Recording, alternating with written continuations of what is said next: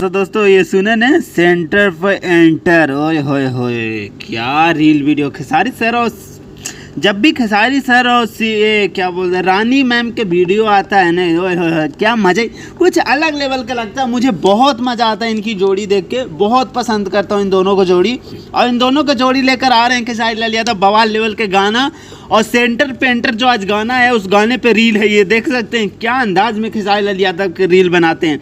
और बहुत ज़बरदस्त लेवल का रील है। और आज गाना शूटिंग कर रहे हैं खेसारी लाल यादव, बहुत ज़बरदस्त तबाही मचाने वाले गाने हैं। देख रहे हैं क्या हॉट लग रही है रानी मैम, हाय हाय बहुत ज़बरदस्त होने वाला है और तबाही मचाने वाला। और गाना बवाल चल रहा है, तबाही मचा रहा है गाना।